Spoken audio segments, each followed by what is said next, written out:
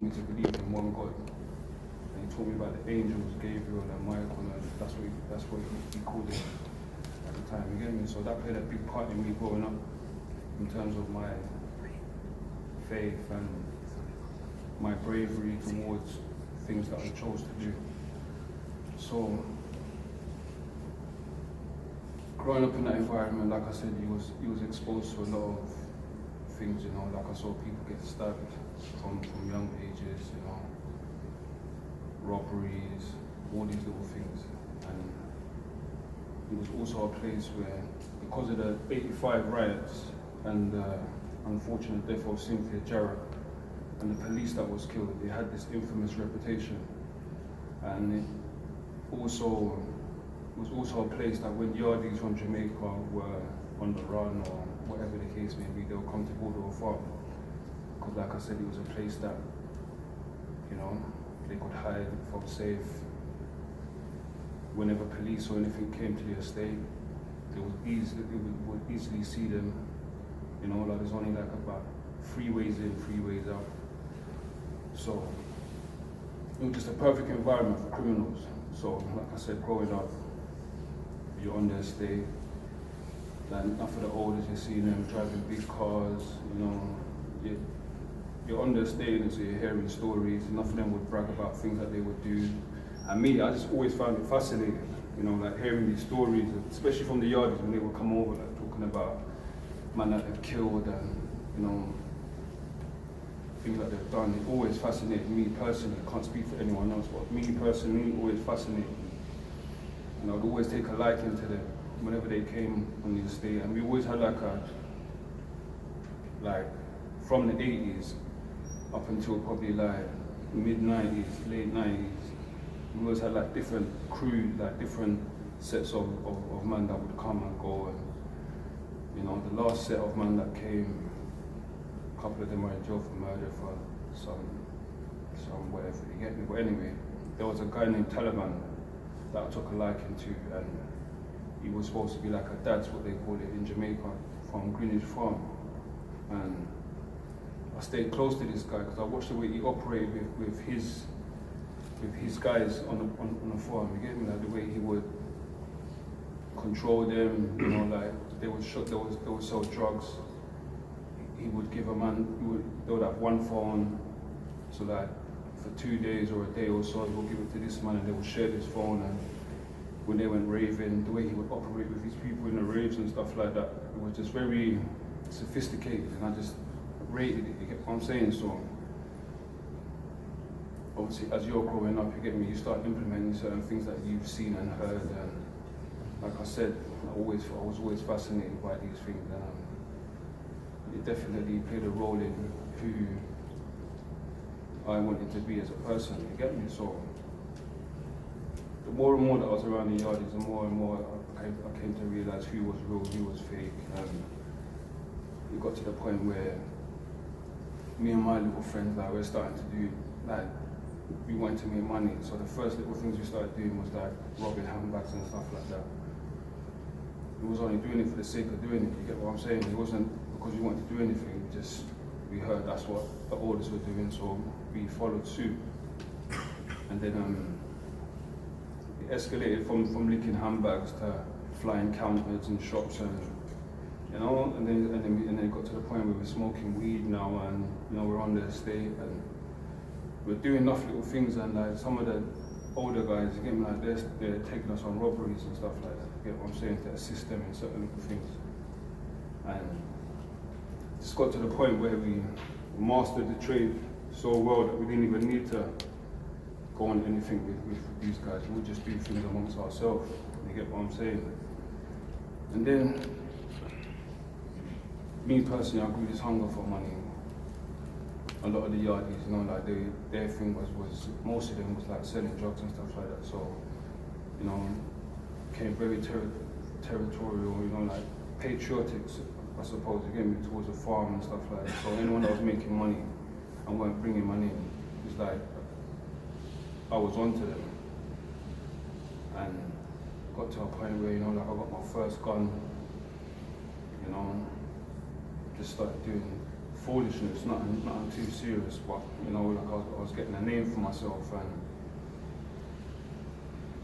obviously with that life, you know, like comes a price you have to pay, you get me? So even though I'm doing what I'm doing, I'm putting my life at risk. You get what I'm saying? I'm making myself a target. But I didn't really care about all that, you understand? My pleasure was you know, like putting fear in, man. And I suppose maybe because of things that I witnessed within my home, you know, like domestic violence and stuff like that, I don't know. I was very much like a bully slightly, you get what I'm saying? And I just felt pleasure in just violating, man, and all this sort of stuff, you get what I'm saying? So a lot of the yardies get me, like they had to pay me money, you know, like they were selling drugs and stuff like that, and I'd go and see them. They knew I was someone excited to get me my gun. You know, we had many shootouts in Tottenham. You understand, with some of the oldest TMD guys, you understand that. Anyway, so yeah, obviously with that came a respect, and I grew very arrogant till it got to the point where I just thought I was the baddest youth, one of the baddest youths in Tottenham. You get what I'm saying? But again, I'm doing stupid things, and I'm getting into trouble by my uncle. My uncle was like my second, he was like my father figure, because I didn't really have a good relationship with my father. So enough of the things that I'm doing, and because it's towards the yardies as well, because we didn't really, growing up in Tottenham, we classed ourselves as, like, it was a tiny community, so Bulldog Farm was Bulldog Farm and Tottenham was Tottenham. We classed ourselves as something separate to the rest of Tottenham. And we didn't really mingle with anyone else, so we was dangerously close to each other, you get what I'm saying? So anyone else outside of Tottenham, we didn't really, outside of the farm, we didn't really have a respect for, like, we didn't really care about anybody, you understand? Anyone that tried to come with any funny move, we always had like little guys from Tiverton, or no disrespect to them, because we're all good now, but like from different areas within Tottenham that always used to come and try their luck, you get me? We always come out victorious, so we just grew very arrogant. But like I said, my thing was towards the yardies and stuff like that, and you know, I lost what I was trying to say. But yeah, there was many times, you get me, when I could have lost my life, you know. I've gone on a robbery, man was supposed to be with me, I've gone into a house thinking that man are behind me, the doors end up closing somehow, you know.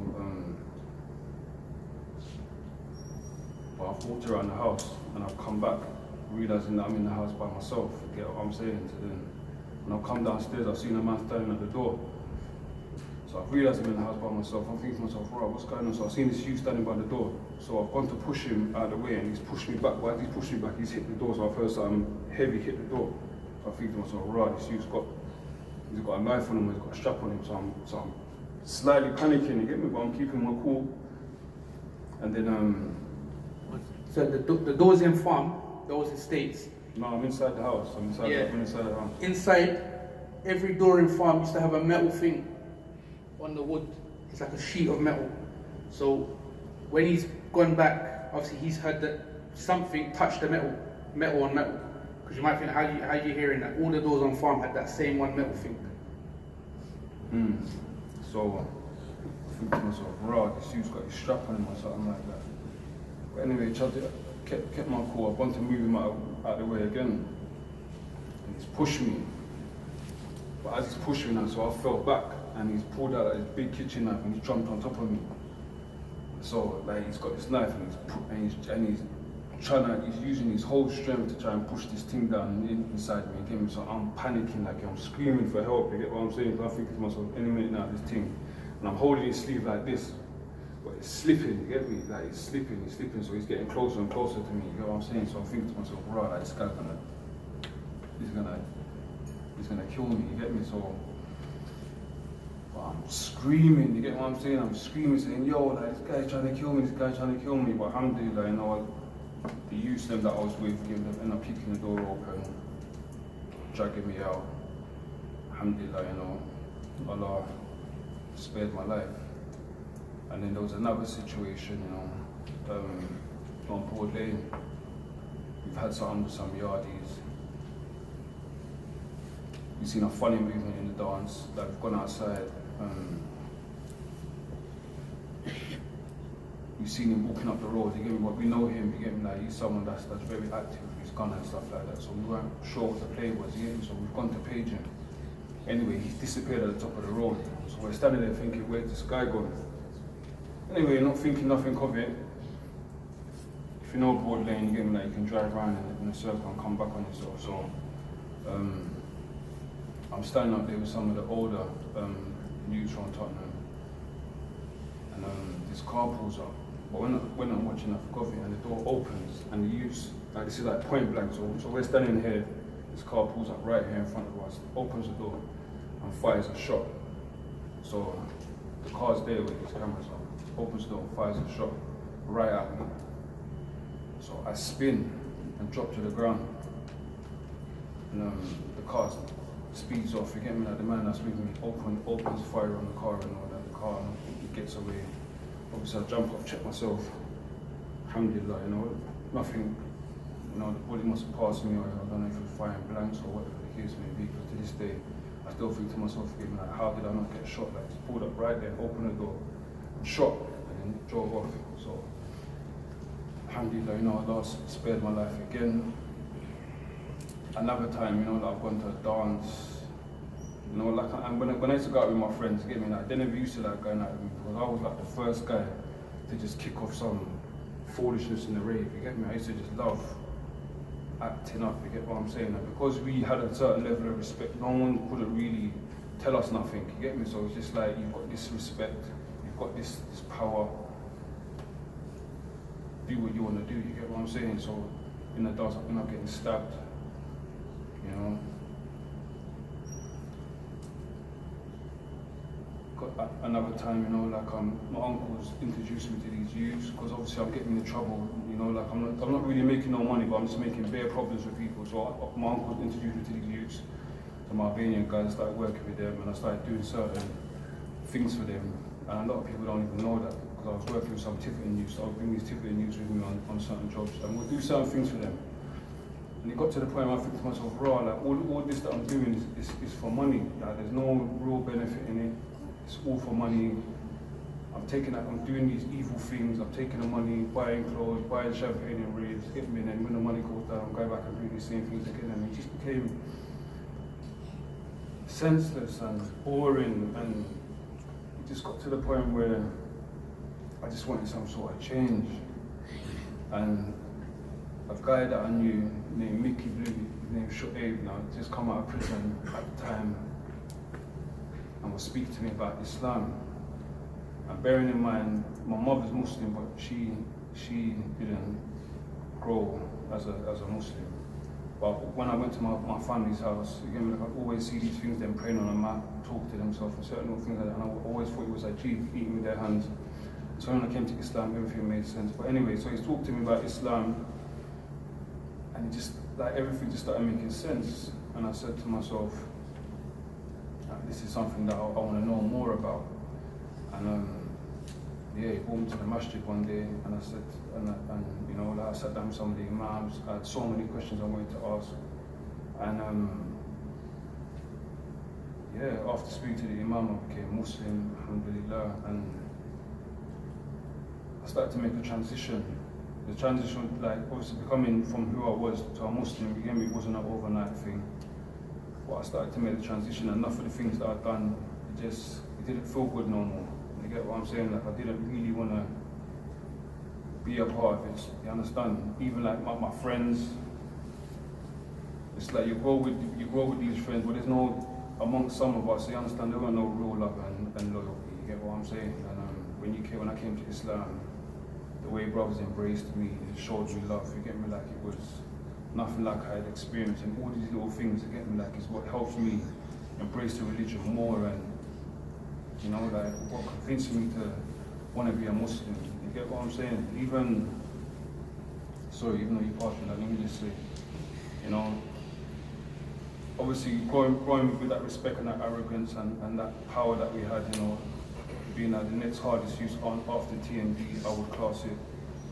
You know, you would go places, and like I said, violate everyone will be the same anywhere, Brixton, Northwest, anywhere. And man, do you understand that? Like enough of the realist youth from these places, you get me, like liked us and took a liking. You understand? And we'd all merge and just, you know what I'm saying? And then we'd just do mad things, like I keep saying. And we got to a point where one of my friends got killed in a rave. You know, he was stabbed. He was Muslim, and you know, like he died. Like he had the man that was with him. To this day, I can't really understand how he died without, you know, something happening to the people with him that killed him. What put me off the man and the roads and all that is there was a navigator I knew from Brixton named Sense, and he had been murdered in a dance. He was Muslim, and he done something stupid 2 years prior to him being killed in this rave. You know, like come to a dance, tried to kick off a door, sent some wild shots into the rave, and ended up killing someone. And I think that troubled him, so he came off the roads for about 2 years, started practicing.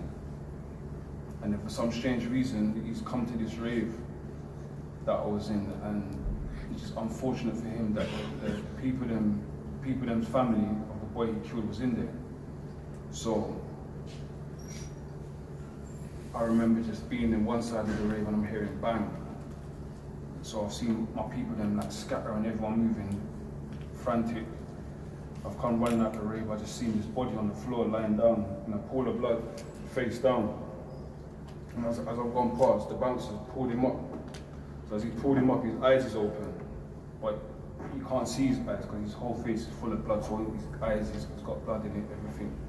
And I didn't know who it was, I'm thinking, right, like my man's got smoked. I got to the ends, again, I heard it was my man.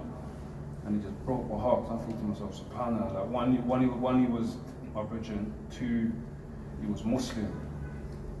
And he died in that state. And even me, like, alhamdulillah, knowing that I'm Muslim now and thinking about the things that I've done, like it frightens me. Like, you know, like I get my hands sweat when I think about certain things that I've done. Because there was many situations where I could have died as a kafir, and what would have been my situation? We all know it would have been the hellfire, you know. So I don't know if what I'm saying is reaching the youth, you get me, but just, you know, those, especially those that are born Muslim, you know, like the environments that we grew up in, we never had no Islamic influence, you understand? We never had no uncles that were Hafiz or no friends that were, you know, studying the religion and stuff like that. My friends were about badness, you get what I'm saying? So, and when we came to Islam, we had no interest in the streets, you understand? You get me? Because this is what we was looking for, you know, not for the youth that's in the streets and have to be in the streets, you get me? They're always looking for a way out. So when we was introduced to Islam, like it was the greatest thing that happened to us, you get what I'm saying? Alhamdulillah. So, especially for the born Muslims, you get me, like return to your religion, you get me, because there's nothing on the roads for you. You get what I'm saying? Like, you die, you face your Lord in the state that you died in, you know? And I know enough of the youth, they feel like they have to be living this way in order to get respect. Real recognize real, you get what I'm saying? So if you're a man that's humble and you wanna, you know, like you wanna practice or you wanna work, like man, respect that. Understand that, and man see through man that are real. You understand? So if you're this little youngster that's just trying to portray badness and, you know, you wanna walk with your little Rambo and, you understand? Like, that's why enough of the youth are dying. You get me? Because they're not about that life. You get what I'm saying? And it's just a waste of life, man. So you know, to the youth, especially the born Muslims, like return to your religion, because there's no other way of life. No other way of life that Allah will accept, you know, so, yeah. I hope I didn't sound like I was waffling, you get me, because it was definitely something difficult for me to do today, but, you know, I hope it had some sort of benefit. No, may Allah reward you, bro, honestly, and I think someone said before this talk, obviously, may Allah bless the brother, because it wasn't, like he said, he's not. There's saying the truth, but then there's actually having the ability to get up and say it in front of a crowd of people, you know, like 50 eyes on you like that, you know, waiting to, it makes people nervous. So he done really well. We just said to him, just speak from the heart. Don't worry about pulling some formula out the bag that, like, there's a reason brothers have asked you to come up here and speak, and that's because what you've been through is inshallah what we hope that no one else goes through that comes here today. And there's going to be a lot of different categories of people. Some people are already on the road, they've done certain things like Abdul Kareem, and they're considering coming back. The fact that you're coming here today or you're listening is a sign of some sort that you want to change. Another category of people are the ones that are actually just on the sideline considering it.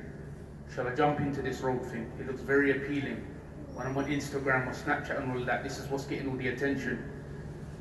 So for those people, it's a certain message. And then there's the ones that they're just more listening for, you know, I just want yaqeen that, so I've seen someone go down that road and he's gone to a certain point and he gets to the point in the road and he says, no, there's nothing here for me. So he turns back and he turns back to the road that you're already on.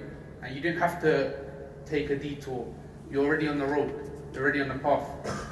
You know, and something the brother mentioned about is very important. Growing up, we didn't have like huffaz around us, people that have studied the deen, people, forget even knowledge, just people that love Allah and love goodness for you in your next life. So there might be some people, they've got a little bit more leeway and a bit more excuses, but you know, you don't want the goodness around you to be a hujjah against you, a proof against you.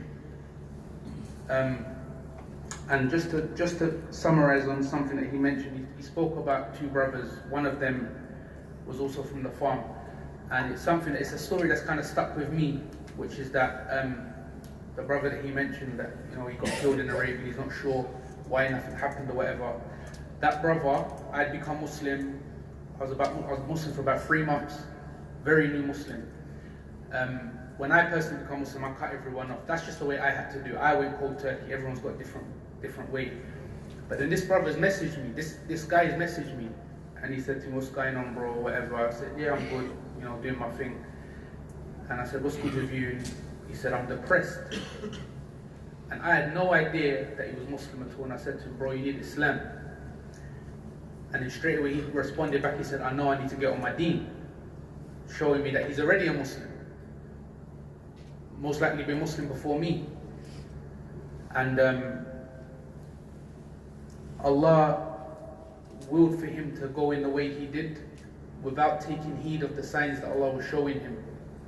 And only Allah knows his state. Alhamdulillah, he died upon the Shahada, inshallah. He died as a Muslim. We ask Allah for Jannah for him, but none of us want to go the way he went, especially knowing what he knew as well. And there was a small incident that happened about 2-3 days ago actually in Lewisham, where a man, you've probably seen it on the news, where a man pulled out a gun to kill people and he ended up shooting the gun and it hit, I think, was it you that posted it? And it hit some glass and it rebounded back on him. So he left to kill people, and by his own shot he died. So it just goes to show you an element of oneness for Allah. Only Allah gives and takes life. Even if you think your guys are on top, we're the man, no one can chat to us. Allah is ultimately the one who, any logical sphere, you say he's on top, he's got the gun, they ain't got nothing, they're running, they're fleeing. But at the end of the, you know, literally a few minutes later, he's dead. And they're walking off scot-free. Why? Because it's Allah who will choose who's going to live and who's going to die. So you live in a certain life, and it's almost like you're playing with qadr. That you just assume that Allah's going to give you life and give you life and give you life, and He's going to give chance after chance, 5, 10. Sometimes Allah will remove you from the earth to prevent the people from having to put up with your corruption. So I ask Allah to reward Abdul Kareem and bless you all to benefit from his words. I think he done well, mashallah. Allahumma barik. And next speaker now we're going to have, inshallah, is our brother Ayman, who's come all the way from Lewisham. He's going to be speaking about a situation where he actually got stabbed